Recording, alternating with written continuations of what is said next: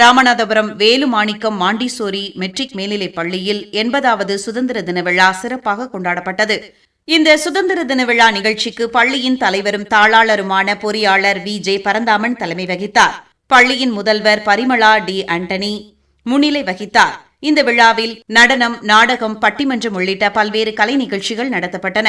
அகில அளவில் ஸ்பெல்பி நிகழ்ச்சியில் கோவாவில் வெற்றி பெற்ற மாணவிகள் கனிசியா கராத்தி, ரஷ்விதா ஆகியோருக்கு கேடயம் மற்றும் சான்றிதழ் வழங்கப்பட்டது.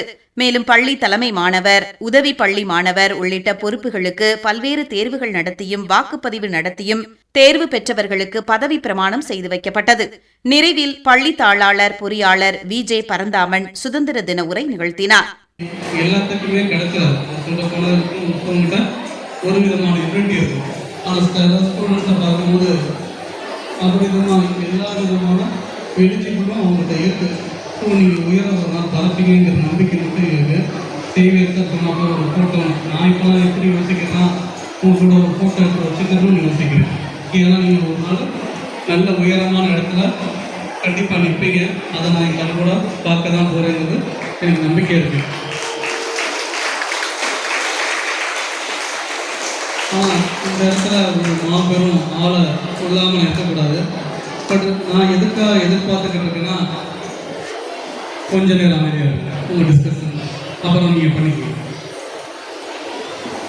இன்னொரு முறை நம்ம தமிழ்நாட்டில் ராம்நாடில் நம்ம ஸ்கூலில் ஒரு கடிகாரம் கிடைக்கணுங்கிற எண்ணம் என்கிட்ட அபரிதமான இருக்குது. நான் சொல்கிறது ராஜேந்திரன் சொல்லலான அளவுக்கு ஒரு கெப்பாசிட்டியான ஆள். அப்படிப்பட்ட ஆள் நம்ம ஸ்கூல்லேருந்து ஒரு லீடர்ஷிப்பில் உருவாகணும். பட்டு எனக்கு இந்த செமிட்டைகள் தெரியுது. இன்னும் 15 வருஷத்துக்குள்ள அந்த எபிலிட்டியான ஆள் யாருங்கிறதாங்க மேபி கரியாதுன்னு போட்டுக்கணும். அடுத்த நிமிஷம் அதை ஒரு ஆணாக மட்டும் நினச்சிடாதுங்க, அது ஒரு பெண்மணியாகவும் இருக்கலாம். நான் ஒரு மாதிரி கெப்பாசிட்டியான ஆளை தான் நான் சொன்னேன். அன்னைக்கு அவர், நாளைக்கு யாரோ. அந்த இடத்துல நீங்கள் ஒரு எலிஜிபிளான ஆளாக மொத்த சொசைட்டியை இழுத்து கொண்டு போய் நம்ம யாரும் உலகத்தில் பறைசாட்டணும். ஸோ அந்த இடத்துல நீங்கள் கவனமாக இருக்கணும். இந்த இடத்துல ஒரு கஷ்டப்பட்ட ஒரு மனிதரை பற்றி ஒரு 2 நாள் ஸ்டடீஸ் பண்ணி அவர் சொல்ல விரும்புகிறேன். ஏன்னா அவரை பற்றி பெருமையாக நிறைய இடத்துல பேசலையா, நம்மளுக்கு முக்கியத்துவம் கொடுக்கலையா தெரியல. அதில் கப்பலோட்டிய தமிழர் சிதம்பரம் அவரை பற்றி பேசலாம். ரொம்ப ரொம்ப நல்ல மனுஷன், ரொம்ப ரொம்ப கஷ்டப்பட்டவர். நம்ம அரசியல்வாதி போடலாம் கிடையாது. தான் தமிழரில் சோழர் காலத்துக்கு அப்புறம் கப்பலை வந்துட்டு விடணுங்கிற எண்ணம் அவர்கிட்ட தான் இருந்துச்சு. அதுக்காக தன்னோட ஒட்டுமொத்த சொத்தையும் விற்று தான் ஒரு ஈஸ்ட் இந்தியா கம்பெனிக்கு எதிராக, பிரிட்டிஷ் ராஜ்யத்துக்கு எதிராக கப்பலை விட்டு அவர் தமிழரோட பறைசாட்டினாங்க.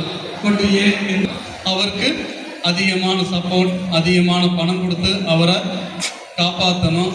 அவர் செஞ்ச தியாகத்தை ஒரு காலம் மறக்கக்கூடாதுன்னு சவுத் ஆப்பிரிக்காவில் இருக்கிற தமிழர்கள் அவருக்கு சப்போர்ட் பண்ணுறது.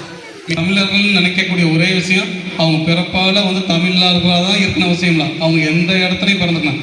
ஆனால் தமிழ் மொழி மேலே பற்றும் அதுக்கு உண்ட நியாயமான கோரிக்கையிலும் அவங்க மனதளவில் எந்த மொழிக்காரவங்களுக்கு இருந்தாலும் அவங்க தமிழர்கள் தான். ஸோ நான் அந்த பாயிண்ட் தான் பார்க்குறேன். ஆனால் நம்ம முன்னேறணும்.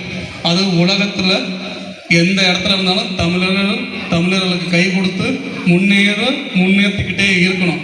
அந்த பாதையில் உங்களை மாற்றிக்கிற பழகுங்க. உங்களுடைய எலிஜிபிலிட்டியை காட்டுங்க. ஸ்டேஜ் கிடைக்கும் போது பயப்படாதீங்க, ஃபியர் ஆகாதீங்க. கிடைக்கும் போது உங்களுக்கு உண்டான சந்தர்ப்பம்னு நினைங்க. அதை நினச்சி பயப்படுறதுக்கு எதுவுமே கிடையாது. அடுத்த முறைலாம் நம்ம ஸ்டூடெண்ட்ஸை இந்த ஸ்டேஜையும் இந்த மைக்கையும் 6th ஸ்டாண்டர்டோட ஸ்டாஃப்ஸ்க்கு நான் சொல்கிறது, அந்த பயங்கிறது அச்சங்கிறத கொஞ்சம் இல்லாமல் ஆக்கிடுங்க. அவங்க கண்டிப்பாக ஃப்ரீக்வெண்ட்டாக மைக்கை பிடிக்கணும், ஸ்டேஜுக்கு வரணும். எந்த பயமும் இல்லாமல், தயக்கமும் இல்லாமல், எந்த யோசனையும் இல்லாமல் தான் நினைக்கிறத பேசணும். பட் பெர்ஃபார்மன்ஸ் நல்லா இருக்கணும். ஸோ அப்படிப்பட்ட ஸ்டூடெண்ட்ஸை உருவாக்குங்க.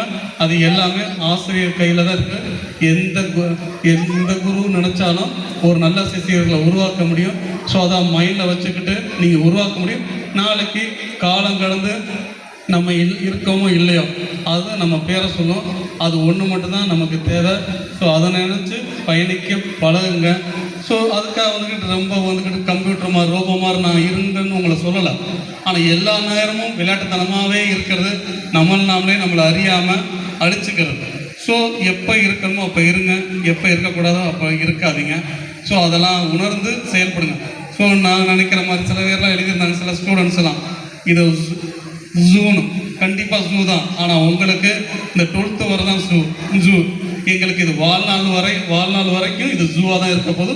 பட் இந்த ஜூவில் இருந்து தான் பல லீடர்ஸை இந்த ஸ்டாஃப்ஸு உருவாக்க போகிறாங்க. கண்டிப்பாக இது ஏன் நடக்குதுங்கிறது உங்களுக்கு ஒரு காலம் புரியும். அந்த காலம் புரிகிற வரை நாங்கள் காத்திருப்போம். அதுக்கு இடையில் நீ என்ன விமர்சனம் பண்ணாலும் எந்த விதமான நெகட்டிவ் கமெண்ட்ஸ் பண்ணாலும் யோசிக்க போகிறது கண்டிப்பாக கிடையாது. தேங்க்யூ.